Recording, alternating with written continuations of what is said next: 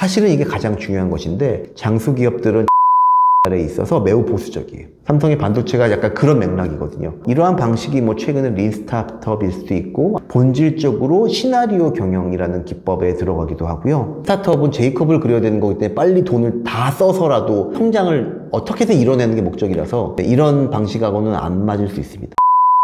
요즘에 이제 우리나라의 문제가 많은 기업들이, 재벌 기업들이, 대기업들이 이제 태어난 지 굉장히 오래됐다는 점이 있어요.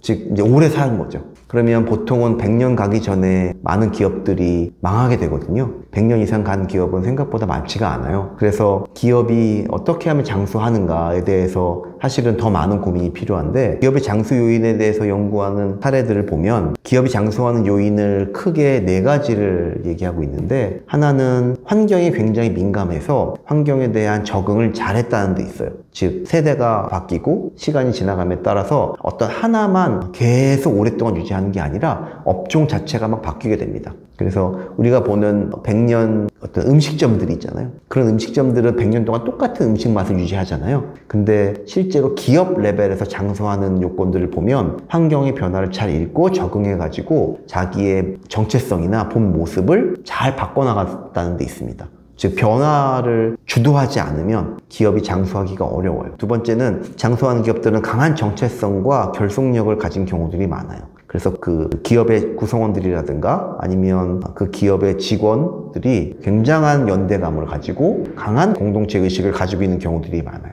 그래서 생각보다 끈끈한 조직 문화를 갖고 있고요. 세 번째로 장수 기업들은 굉장히 관대합니다. 즉 내부적으로는 굉장히 강력한 공동체 의식이나 연대감을 가지고 있음에도 불구하고 외부의 사람들이나 새로운 실험이나 아니면 뭔가 도전에 굉장히 관대하고 분권화되어 있어요. 그래서 조직 문화적으로 혹은 철학적으로 의식적으로는 강력하지만 실제로 행동에 있어서 여유가 있고 받아들이는 경향이 강하고 오픈되어 있습니다. 그래서 이러한 행동들이 결국에는 변화에 적응을 가져오게 하는 원천이 될 거고요. 마지막으로 사실은 이게 가장 중요한 것인데 장수 기업들은 자금 조달에 있어서 매우 보수적이에요. 즉 근검 절약하고 모험을 별로 안 합니다. 그래서 현금을 굉장히 많이 축적하는 경향들이 있어요. 그런데 그럼 현금을 축적해서 그냥 아무것도 안 하고 있느냐? 그런 건 아니고 이 현금을 필요한 시기에 한 번에 씁니다. 근데 그 투자가 짜잘하게 여러 개를 하는 게 아니라 한 방에 회사를 다른 회사로 바꿔버려요. 그래서 이를 통해서 기회를 잡고 경쟁자들이 못 쫓아오게 하는 동력이 되는 거거든요.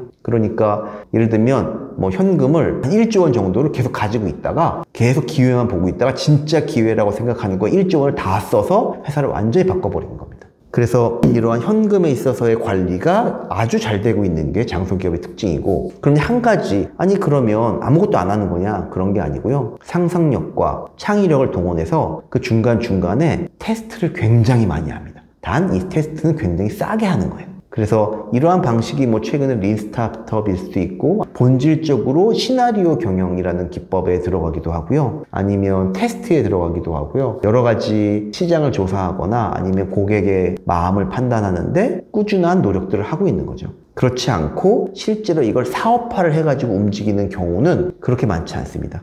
그러니까 앞에 테스트를 다 통과해가지고 몇 개의 후보가 추려지면 그 후보들에 대해서는 굉장히 집중적으로 투자를 하게 되는 거죠. 삼성의 반도체가 약간 그런 맥락이거든요. 어마무시한 돈을 한 번에 투자했는데 그게 정말 강한 확신을 가지고 있지 않으면 안 됐을 거고 그 돈을 가지고 있지 않으면 안 됐을 거잖아요. 그래서 삼성이 지금 그 전에는 지금처럼 1등 기업은 아니었거든요. 근데 반도체 투자를 계기로 1등 기업이 된 거거든요. 그러면 이제 삼성은 다음번에 또 그런 투자를 해야 되는데 그런 투자가 뭐가 있을까를 한번 생각해 볼 필요가 있는 거죠. 그러면 그게 있다고 하면 삼성은 장수할 수 있는 거고 그게 없다고 하면 아마 장수하기는 어려울 수 있습니다. 그래서 이러한 장수 기업의 특징을 알면 우리는 이걸 가지고 개인의 레벨에서도 활용할 수가 있는데요. 개인의 성공에서는 이렇게 활용하면 되는데 실험을 통해서 니치 마켓이나 포지셔닝을 찾아요. 그리고 이 포지션을 찾은 다음에는 협력을 통해서 확장, 성장을 하게 됩니다.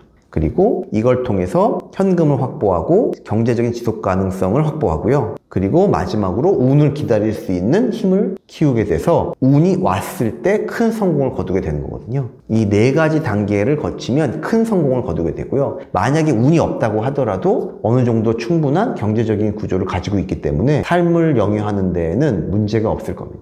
그래서 장수 기업의 특징이 장수하는 또는 경제적으로도 뭐 아주 큰 성공을 거두지는 못했지만 꽤 괜찮게 살 수 있는 특징이랑 연결될 수 있습니다. 그 내용을 가지고 스타트업 하는 사람한테 말한다면 투자 같은 거 막 돈 빨리 쓰라고 하고 약간 이런 압박이 있지 않아요? 그래서 이거 현금을 보유했다가 진짜 중요한데 쓰는 결정이 너무 중요한데 사실 그런 걸 하기 좀 힘든 환경인 게 아닌가? 그렇죠. 왜냐면 그거는 장수를 목적으로 하고 있지 않아서 그래요. 네, 지금 스타트업은 제이컵을 목적으로 하고 있잖아요. 그러니까 목적 자체가 완전 틀린 거예요. 스타트업은 제이컵을 그려야 되는 거기 때문에 빨리 돈을 다 써서라도 성장을 어떻게든 이뤄내는 게 목적이라서 이런 방식하고는 안 맞을 수 있습니다. 감사합니다. 네, 수고했습니다.